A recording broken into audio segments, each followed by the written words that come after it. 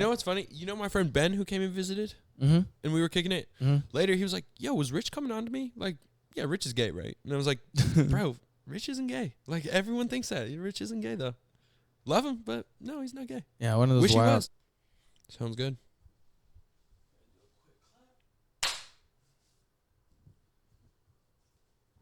One more clap.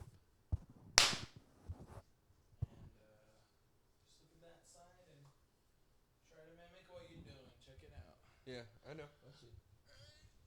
Do this like right, like Mhm. this, like this. Think you're good. Both of these are here, there. Let me see over here more. Boom, boom. All right, Stan, man. So I gotta ask you, Yeah. how you feeling now? I'm feeling good. Relieved? Yeah, I'm relieved. All right, great. So I understand now how you got into Elbow Room because you did have that prior experience, and Oh, yeah. I mean, I worked at a bunch of different restaurants before Elbow Room. yeah, and then those are all in Alameda. No. I mean, I worked at one in Alameda, and then I moved to Los Angeles. Worked in Los Angeles at, like, little gastropub. Worked at Cheesecake Factory. Quit there. Then off in college, I didn't work at any. It's just kind of doing my music thing. So what kind of led you to the Central Valley? Central Valley, I mean, beginning of the pandemic, my folks, like a week before the pandemic hit, my folks retired and sold their place in the Bay Area and moved to Fresno. My mom's from Fresno, but her parents are from Oakland. Oakland, Berkeley. In fact, one of my grandma's home is in Temescal, like between Berkeley and Oakland, like on the street. I believe it's Alcatraz Avenue or Alcatraz Street is the name. Where like standing on it, you have a view of Alcatraz. I don't and know it's a whether historic that house. I don't know whether that'd be the coolest thing ever or the creepiest thing ever. Yeah, like, I mean, like getting up and seeing a beautiful view and then just like kind of just, if you were a fan of it, I just, you know what I'm saying? It's just like a cool kind of historic thing that you think about, but it's not just like, hey, I'm gonna wake up, look outside, and just Alcatraz. Yeah, I mean, I think like when you grow up in the Bay, nobody has this looming terror when they look at Alcatraz. Like it's very much a tourist attraction at this point. It's not like back whenever it was open in the 50s or whenever the and like people look at it as like, no one give a shit anymore. Oh my God, the worst criminals live there. This is like a tourist trap. You know what I mean? Like we don't look at Alcatraz like something to be feared. So that's so pretty, I mean, but pretty she cool does though, have a because historic house on. Yeah, because it is a houses tourist there. trap. So you know that house is definitely gonna be like, oh yeah, check out the most beautiful view you've ever seen of Alcatraz. No, but the thing is, it's not a beautiful view from the house. It's just the street. If you were to stand in the middle of the street and look down it, Alcatraz Island is perfectly lined up with it, but it's far away. But it is perfectly lined up, so it's not like the view of Alcatraz from San Francisco where it's close. So if you had binoculars, you could see Alcatraz very clearly. Yeah, that's disgusting. Yeah, but I mean, scary. That's just, why is that street just perfectly? It just happens to be in that. I think that's why it's called Alcatraz Street or Alcatraz Avenue. I believe someone did that on purpose. Yeah, for sure. Probably back in the Some day. fool. Someone's like, hey. Not a lot of people know about this building design, but look straight. He said, what? I said, hold on. Check out these binoculars. He said, is that Alcatraz? I said, yeah. For sure. He said, no, it was intentional. This is a straight view? He said, yeah. Yeah, there's a reason. Wow, you're f***ing diabolical. Yeah. But I mean, it is what it is. I mean, that was all just to say that, like, my family's from the Bay. My grandma and grandpa met sailing on Lake Merritt, which no longer do people sail on Lake Merritt. It's disgusting. But at the time, yeah, that's where they met. Lake Merritt. Oh, okay. It's like a lake in the middle of Oakland. And, you know, fast forward 40, 50 years later, when I'm a teenager and I'm kicking it at Lake Merritt all the time, and, like, that's where I'm from. But, I mean, my mom lived in Fresno, and they moved here to be close to my mom's parents, you know, in their twilight years, if you will. You know, just spend time with them. They bought the crib right behind my grandpa. Oh, 32, they came in. What's that? You said Twilight Years 32? What? No, twilight years for my grandparents. So, like, you know, the waning years of life. You know, the 70s, the 80s. You know what I mean? Oh, they were born in the 70s and 80s? No, I'm saying, they'd be 55s. No. I'm saying my grandparents are in their 70s. Mm-hmm. They're in their twilight years of their life. Mm-hmm. before 50s, it gets 40s, dark. and You know what I mean? yeah, 4 o'clock, 5 o'clock. I don't think you're understanding what I'm saying here. I'm I'm saying my parents. No, I think we understand each my other. grandparents' twilight years. Yeah, they're older. Yeah, they're in their late 70s. Yeah, I got you. Right. Yeah. So yeah, they want to spend with as much time with them as possible before like the inevitable happens. Aw, you know? yeah.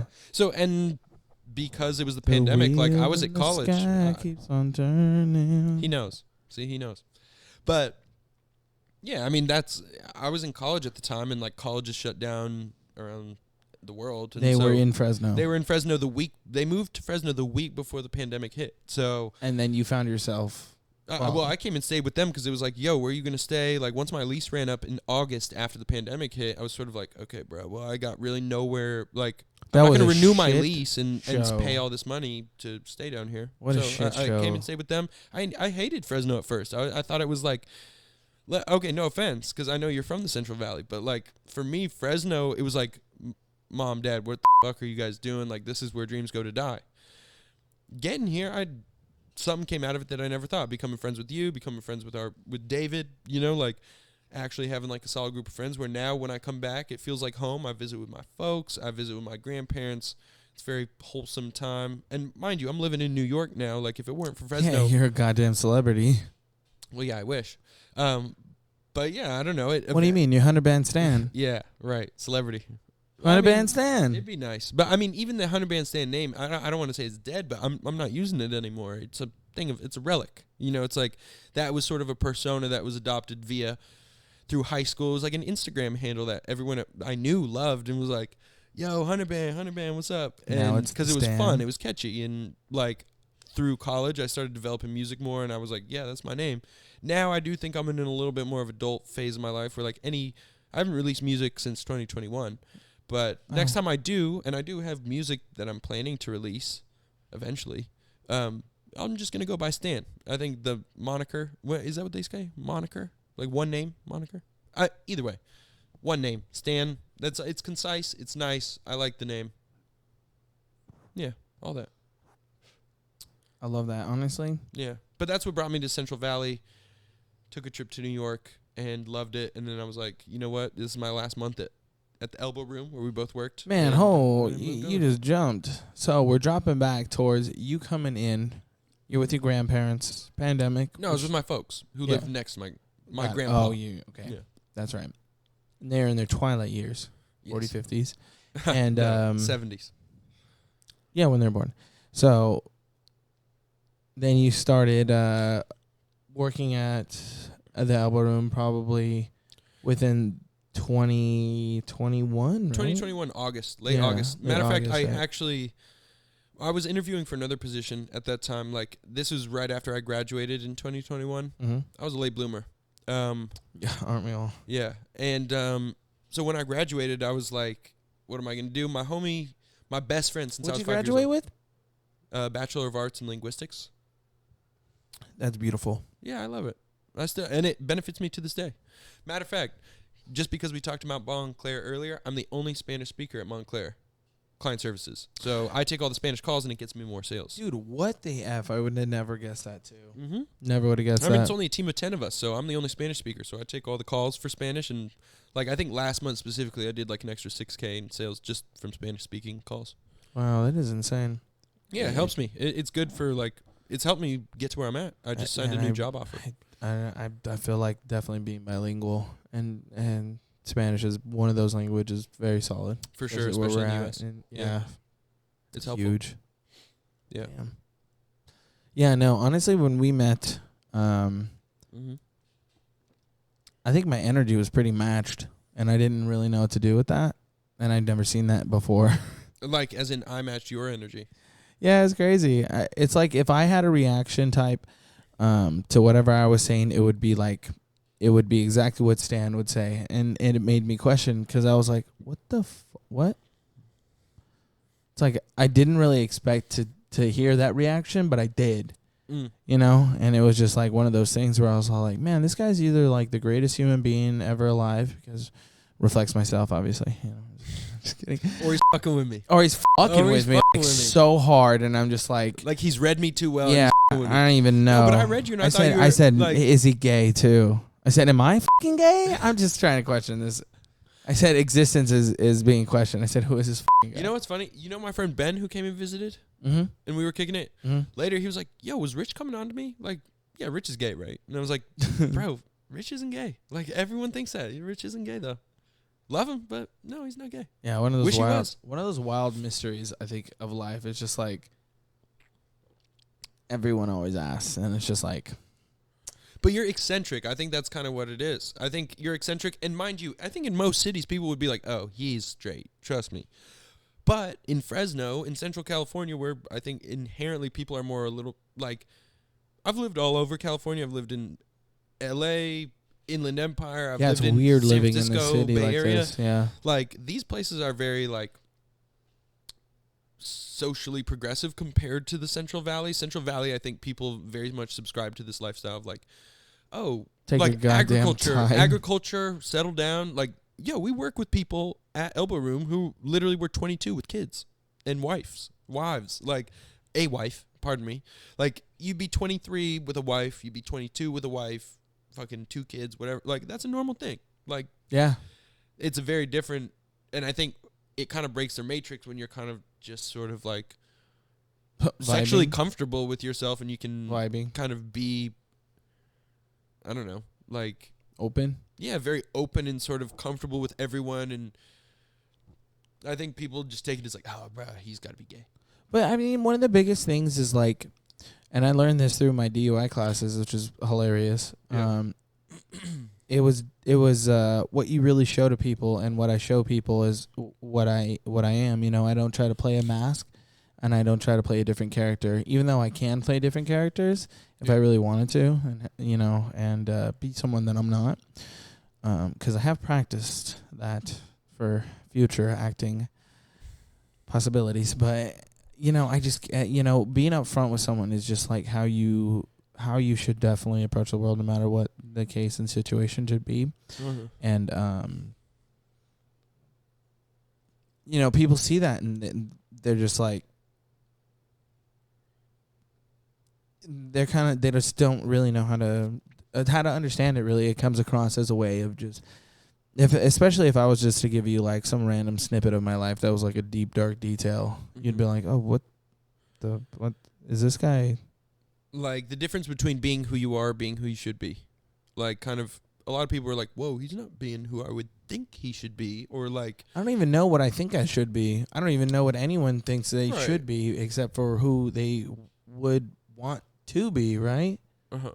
You know? I think everyone has the perspective of what someone is, or what their perspective of that person. But, you know, I think all that matters is you give people their perspective of what you see in yourself, and try to like get them to understand what it is that you see, I guess. So a lot of the times, you know, it's kind of taken. I don't know. I'm just open. Yeah. It's kind of funny. For sure. No matter what it was. And it was funny because you would reciprocate that same kind of energy coming back at me. Right, because I would see people like, oh, my God, that's just Richard. That's just Richard. Like, people would be there at work talking about all this, and I was like, bro, I get it. Like, I get where he's coming from. Like, he's just not sitting here like, well, I'm sorry, I have to get home to the wife and kids. Like, you were just kind of being you, vibing. You chop it up with the, like, table of MILFs that are all just kind of flirtatious and drunk off their ass and Jesus like having Christ. a fun time. Like, let's be real. Okay. Like, that's what it would be. Like, you just have no problem going up to any table, saying what's good to people. And like, but I respected that. And I was like, bro, I peeped the vibes. You are just kind of like out there, down to chop it up with anybody. You can kind of come.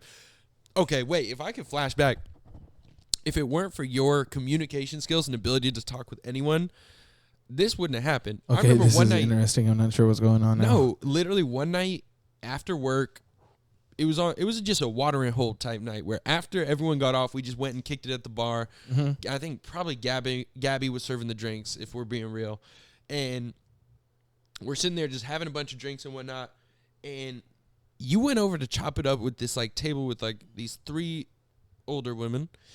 And because you'd been serving them before you got off, and you're talking with them for hella long, she's loving you, and you come back over and you're like, bro, you're not gonna believe this. She just gave me $100 for our tab. And I was like, no fucking way she did. We got, what did we get? We got like a Macallan 18. Like you, me, and someone else. Like we got Macallan 18 and we're sitting there like fucking $30 drink or whatever. Like we're just sitting there sipping. And I was like, bro, cheers to you. Because if it weren't for you chopping it up with them, we wouldn't have this like $100 on our tab. Then, as she's leaving, she comes over and she's like, oh my God, it was so nice to talk to you. She slides you another 100. And we were running it up. It's just the perks and benefits of being socially outgoing, being ready to kind of like engage with whoever. Because like 90% of people aren't going to like, let alone entertain a conversation, like actually be interested, dive in, listen to the story, see what they have to say, provide input. Like it is a social, not just a social dance, but you have to, pardon me, you have to be genuinely interested. Mm-hmm. You have to be genuinely interested in what people are saying, and you have to want to like connect with that person on a certain level. You have to want to say, okay, what is this person about? What are they trying to get to? And like you have the patience and desire to get that place with a lot of people, even when it's with annoying customers. And like that's respectable, dude. Like, and I see you do that even when we've just gone out to clubs here in like Frez. Jesus. Like you're just personable. You know what I mean? I said, here comes all the secrets. And this is supposed to be your fucking podcast. I'm talking about you. Come on, man. I don't even know how this tangent always turns. Everyone always wants to talk about me. Yeah, I mean, I'm like, I'm not that interesting. He's not. Yeah. I'm actually pretty simple, just saying, guys. No, but honestly, it's just funny because, you know, a lot of the things that you kind of describe about yourself, I see as well. You know, me or in you? No, in you. Okay. You know, like what? Just this inherent ability to, you know, be able to have a conversation with anyone. I have seen you in multiple different realms, whether we had been out, you know, partying, right. whether we had been out in different scenes, you know, whatever it is and wherever it is. Yeah, I feel like you definitely have an immediate comfortability. It's just, it comes with the ability to be comfortable in an uncomfortable situation, or it just comes with the fact that, you know who you are and what you bring to the table as a person. So you walk around with that confidence no matter what. And I feel like I've seen you reciprocate that confidence a lot in, you know, some of the positions in your life that I've seen, and even going into your, you know, new part in your life, and me not being able to like hear as much, but you know, you're in a whole nother city, in a whole nother gig with a whole nother group of people doing a whole nother thing. Like it takes balls to be able to do that, you know, whether you either have the cojones to do it or, you know, you just, you know, life just gives you a situation and you just jumped at it and impulsively try to make it work. But like, I feel like you knew you had the confidence to be able to create the best of a situation. And typically going through life, I think you have that outlook of creating the best of most situations that are put in front of you. I appreciate that, dude. I genuinely do. Like, because I would feel that way for myself. So I hearing it spoken aloud from somebody else, it means a lot. I appreciate that. Yeah. I genuinely do. Yeah. And I'm not, you know, I think day to day in my life when I am, you know, it's crazy. Back home in New York. You know what's hard? You have humility. Oh, so I should just stop here. No. You can go for it because I know you're going to break it right now. Right. I totally am. Yeah. But I do appreciate that.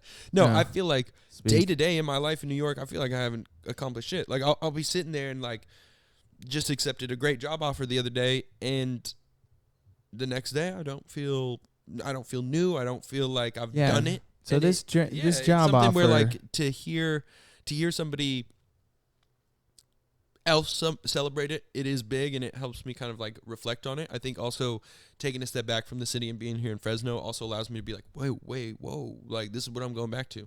Like I get to go back to something new, something that serving me a little bit. Yeah, life's pretty crazy like that. No, but seriously, jumping to this job offer, you know, you got a little wild about that. Yeah, I mean, it's like been on. The only reason I feel like I even mention it, I feel like my whole life, the past month, has been nothing but taking job interviews, hearing offers, people reaching out to me on LinkedIn, whatever it may be. And most recently, like this past Monday, I just accepted a job offer for the same thing that I do at Montclair, but at Prada. And I'm excited about that just because, I mean, Prada's like a household name. They're I know huge. what that one is. It's just kind of like nobody's going to be like, whoa, what's Prada? I've never heard of it. You know, it's Prada and Miu Miu, and Churches is their like another footwear brand that they also take care of. But I mean, Prada and Miu Miu, it's kind of like being able to say like, oh, I work for them. I get that discount. I get paid from them, and a significant pay increase. So for me, it's like looking at something like that. It's like, when I'm in the city, I'm still not able to appreciate that I've received this offer a year ago today. I don't know when the ability that I have the money to, but I'll be sending you that money whenever I have the ability. Well, off the record, like, let me know, because we have an employee website. So I'll look into it for you. Oh, yeah, I got you. But I don't know. I've got a meeting with Gucci on Monday as well. That'll be fun. And here we are doing a podcast.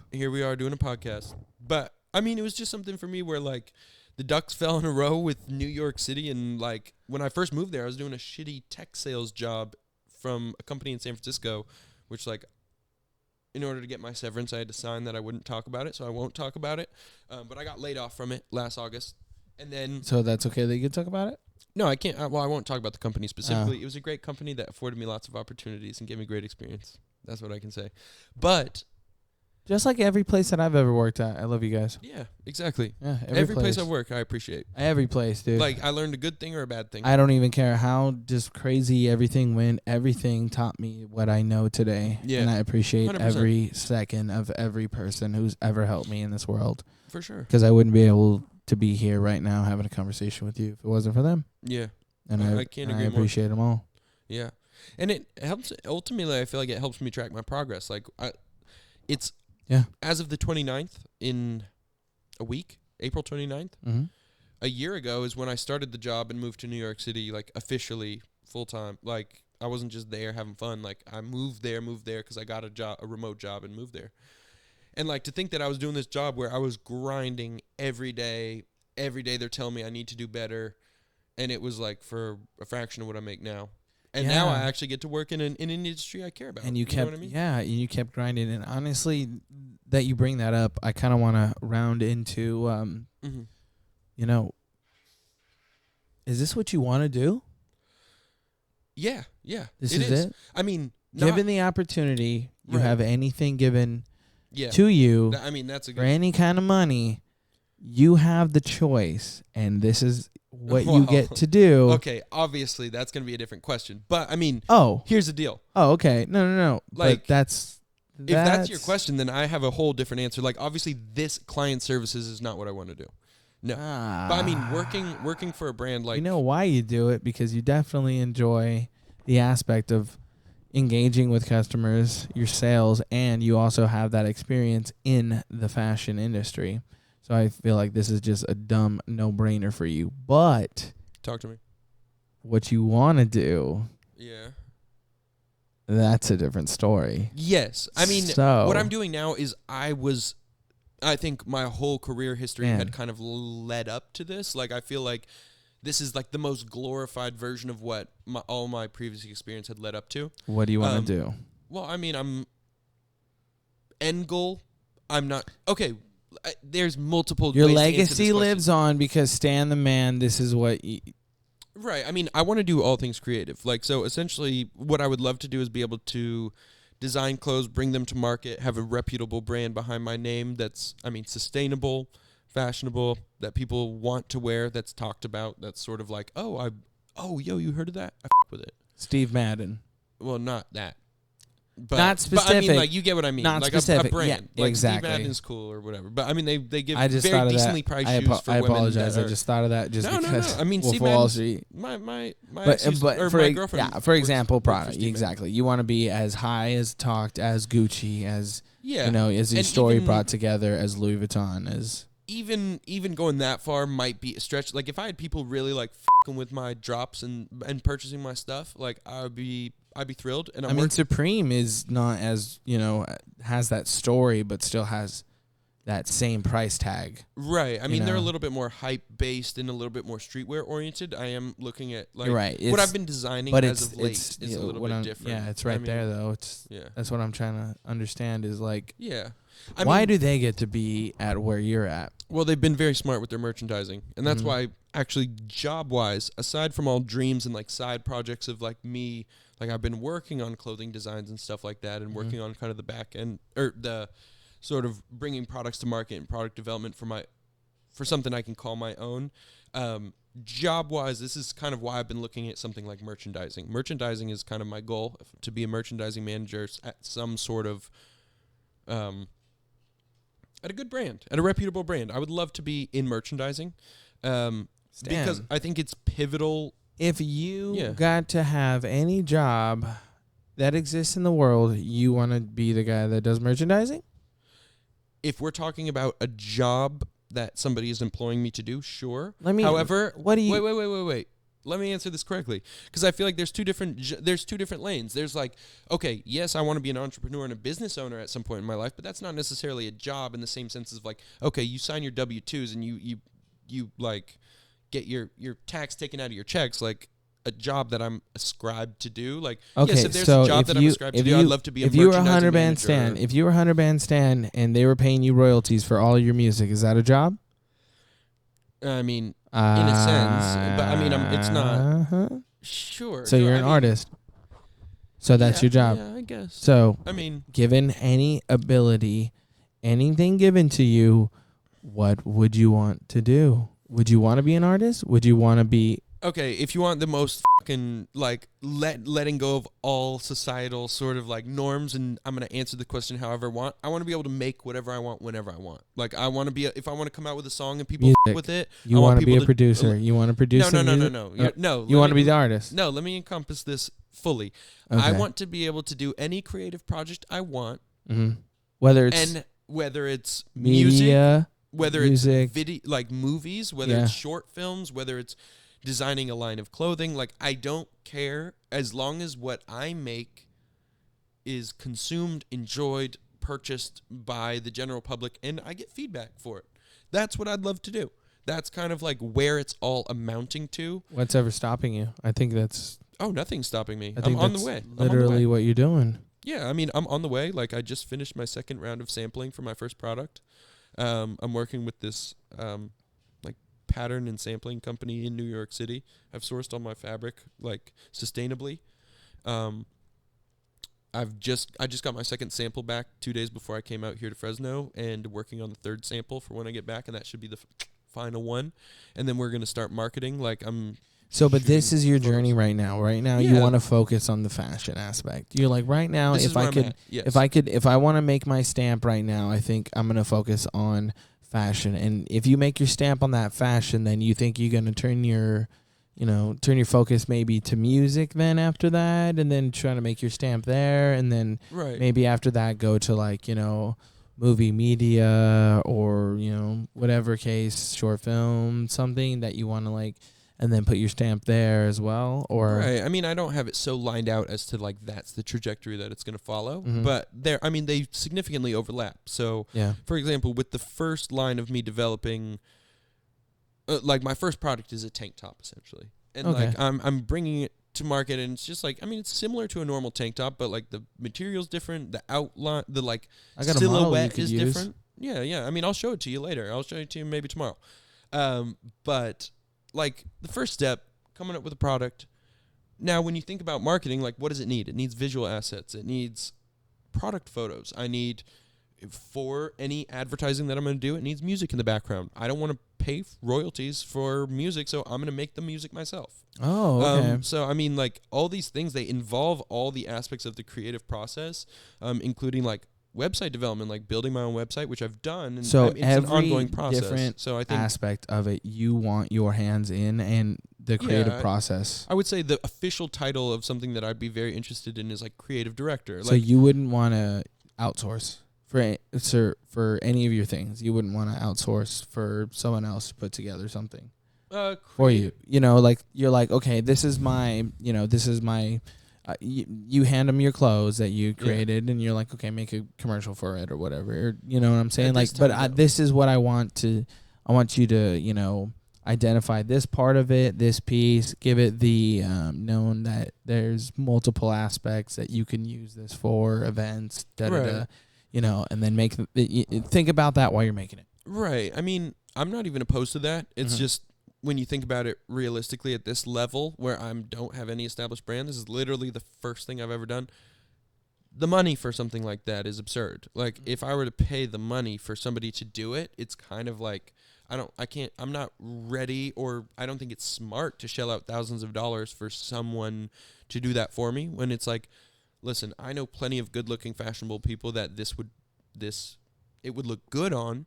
I have the equipment to do it, and I know how to use the software to build something for myself. So, like, I'm going to do everything in-house until, like, it makes sense to where my time is better spent doing other things than than this process. Yeah, I do understand. Don't get me wrong. Yeah. I still want to be a part of the creative input. Like, I would like to be able to say, play kind of a director role, and, hey, here's what it needs to look like. Here's the backdrop. Here's my inspiration. Here's the story behind this line. Here's the story behind this product, this line, whatever it may be.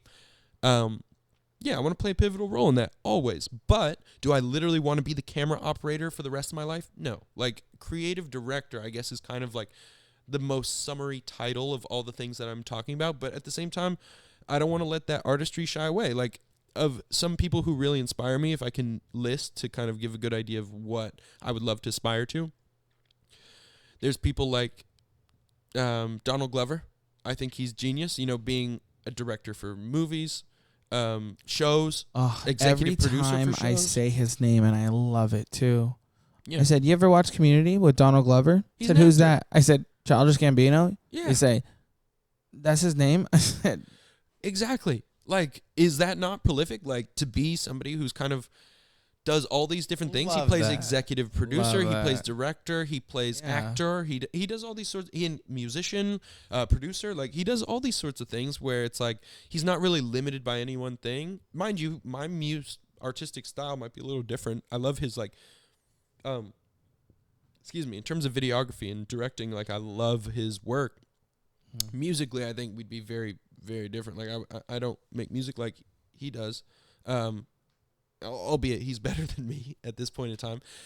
But then also people like Virgil Abloh really have inspired me. Like, Virgil Abloh, somebody who like is prolific in the fashion world, has been, even though fashion doesn't work in genres necessarily, I feel like he's been genre bending for the fashion industry. And on top of that, he's a DJ, or he was a DJ. You know, when he was alive, like Virgil Abloh DJ'd crazy shit, and he would pop shit off. Like, he was fire. He was an actual tastemaker who was behind the aesthetic of like early Kanye. Like, he's like that sort of thing, to be kind of unbound by any like, oh, yo, you're an act, like Leonardo DiCaprio, you're a fucking actor, and you're not gonna do anything but act. So act. Like, it's not like that. And I'm not saying people are saying that to Leo, but like, I'm sure they'd actually. I don't like. I would never want to be bound. I don't feel. I'm kind of much more in love with like the creative process as a whole than I am with any one lane of creativity. That I don't think I would want to say like, nah, bro, I'm gonna be the biggest artist. Like, that's probably, like, realistically, cards on the table, that's probably not my path. And here's the thing. Like, because I'm not saying that you wanna be, but it's just like to have an album out there that is, possibly reputable. You know, like they had a platinum album. Like, if I could be an actor, I would only want You'd want an Oscar, man. I would only want an Oscar, you know, maybe an Emmy. Yeah, but think about how many movies or shows it takes to get an Emmy. No, I 100%, you know, and you know, I wouldn't be striving for Emmys that. Are going to I feel like the director or producer is looking at the Emmy as like, this is my a Emmy. Golden Globe, like, you know what I'm saying? Just those like big feats. Yeah, one of the like solidified ones where it's all like, all right, I did it. You know, I achieved that goal of like, right. You know, I don't need to stay on top and be, but like, you know, 1 out of a freaking million people are able to hit that spot. And it's just like, you know what? Fuck it. Let's try it. You know what I'm saying? Yeah. I mean, and all you ever can do is just try it. Like, don't ever kill yourself for like not being able to get to that point. You know what I'm saying? But, you know, if I never tried, you know, if that opportunity was ever given to me and I never tried, I don't think I would be able to, you know, settle with myself. So if this opportunity came to you, you know, and you're like, yeah, I have to fucking take this, period. That would be, you know, your stamp on the world. Just like, you have this entrepreneurial creative ability. Whatever you do, I'm going to fund it. Right. That's what it is. Whatever you're going to do, I'm going to fund it. My life would look a lot different. Yeah. That's what you would be. That's what you'd be game for. Yeah. Your life is now spent trying to create content that is, in a way, moving. Right. Whatever it is, from clothes to music to media that people watch. Right. I mean, here's the thing too. Like, here's the biggest description. And like, I'm not going to be ever in the position to tell people don't follow your dreams. You know what I mean? Like, these are my dreams. You know, but as for right now, they are dreams. You know, it's not like I've struck gold and, I got a poppin' single and people are paying attention to me. It's like, this is in reach. Like, we're talking about something that's so, and I think for most people, this is something, these dreams are so much dreams. There is a trajectory. And I'm right now, the kind of path that I'm on is like helping the people close to me, helping myself every day understand what's the path of least resistance to get to those dreams, right? Yeah. So, like where I'm at now, client services, it's not like, you talk to people who work in fashion. I don't work in fashion. I work for a fashion brand, but I do customer service. It's at the end of the day.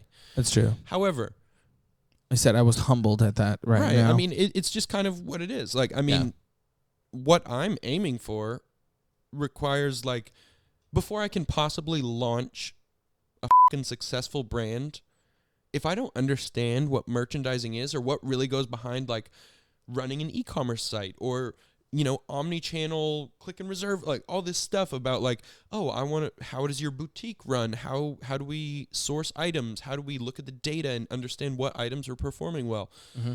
Working with the design team, working with the marketing team. If you don't understand behind the scenes, every little facet of how this happens, how can you expect to reach your goals the same way? And I would recommend that to anybody, no matter what field you're in. Like, if you're looking, that's crazy. I 100% understand that music, too, because there's so many different aspects that you don't even think about, know, or understand that could be a potential, like, right. So, like, this is a thing that you should have accounted for. Yeah. So, like, beyond the artistry, like, let's say somebody was watching and they wanted to be a famous artist, musician. You know, like, I want to be popping. I want to be fucking popping. I want to be on stage and I want to be headlining. Okay. Do you know how to make music? That's great. You know how to record your vocals, but you don't know how to produce? Okay, that's great. You don't really need to know how to do that, but you should understand what it takes to be a producer or what sound you're looking to develop. Phase 1. And that's the biggest thing that I've always kind of thought is if you give someone the tools, it's not that anything is going to immediately happen at all and that you're just going to wake up and fucking start, right? No. But given the tools, how many people would take the opportunity? Everyone. Every last person would take the tool. Yeah. If you gave anybody in this world the tools, I mean, it's kind of a moot point. Like, if I give you $1 million to pursue what you love to do, would you do it? Yeah, of course. Everyone would. Anybody in their right mind would do it. I mean, unless you maybe, like, it doesn't matter who you are. Everyone is going to say yes to that question. It's just a matter of, like, I don't know. I think my journey at this time is, like, to tell people, like, you should say yes. What is the best way to get to where you want to go? And, like, for me at this time, I'm in client services. I'm looking to, my next step, I want to be in e-commerce. I want to understand all the facets of how an e-commerce site is run. After that, I want to go to merchandising. I want to understand all the facets of, like, okay, how do we choose what products? How do we look at the analytics? How do we work with the design, marketing, and maybe VM team, visual merchandising team to structure our boutique stores? Like, I want to understand everything behind what goes into a brand being successful, all while working on my own shit on the side. I want to do that, And if I can do that successfully, I don't even care about turning a profit. For me, it's all resume shit for now. I'm only working on things. You know the for funniest part about it? And you have to be ready for that. Why That's do you what I think- genuinely think. Why do you think we're doing what we're doing? I mean, it's resume experience. I'm podcasting because I want to learn how. Isn't this crazy? That's exactly, and that's Exactly. why I love Stan the Man, because I see a lot of myself in that man right there. He just explained exactly why we even do this. I got a lot of love for you, Rich. You know, because this is more of a passion than it is more of trying to make money from anything and anyone. And, you know, if life plays the roles that they want to give us, then so be it. And we will be the voice that will light the way. But as far as this has been, Stan the Man, I've had a great time talking to you, and I have learned a lot of different things that I kind of knew and then didn't already know about you. And I'm excited for what your future holds for you, because I feel like, you know, whatever your dream is, I definitely think that you're going to hit that dream no matter what it is. As long as you don't let any outside force stop you or your own self stop you, I think that dream is going to be accomplished. And guys, right here, we make dreams. Don't forget to like, comment, subscribe. Every Monday we drop another episode. Stan the Man. Rich. Any closing words? No closing words. Man, thank you for having me. Honestly, it's been a pleasure. I love to chop it up with you, especially doing it officially. I suppose on record. It's been great. This has been fantastic, honestly. Yeah. It's going to go down one of the episodes. All right, Stan the Man, there's only one more thing left for you to do. Talk to me. What do I got to do? Sign the board. I'll sign the board. Do I do it on camera? Yeah. Okay. Let's do it. Let's do it.